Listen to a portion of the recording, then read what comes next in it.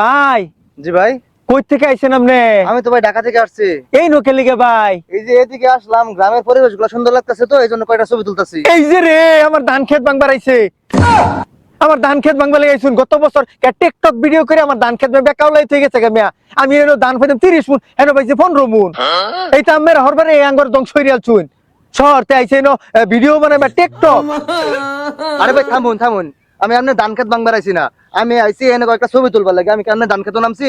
জানলে এরকম ছিল এনে উঠছেন, আমি সাইডে দাঁড়ায় দাঁড়ায় কয়েকটা ছবি তুলতেছি। এর লেগে আমি এরকম লাগে। আসলে গ্রামের মানুষে অল্পতেই পাগল হয়ে যা। আমি আপনার ধান খেতে গেছি না, থাকুন আপনি আপনার ধান খেতে, আমি গেলাম গা। হুমুন্দি কয় গিরা ধ্বংস হইরালছে আমারে, ধ্বংস হইরালছে। বাইগান এই যে রে দাদা কিছে? আরে ডাহাতে টিকটক ভিডিও বানাইবে আর আমার ক্ষেত ভাঙ্গা বিনাশ করিয়ালা। আমি জিগাইছি ভাই এনো কেলে গাইছুন, কলে আমি কয় একটা ছবি তুলে দেয় আমগা। আমি কই এই যে রে আমার ধান ক্ষেত গত বছর ভাঙ্গে থেকে গেছে এরাই।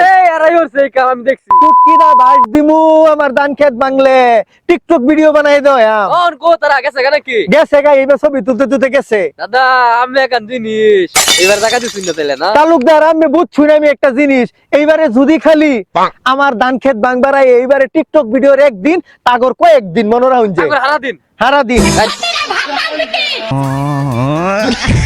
তোর হবে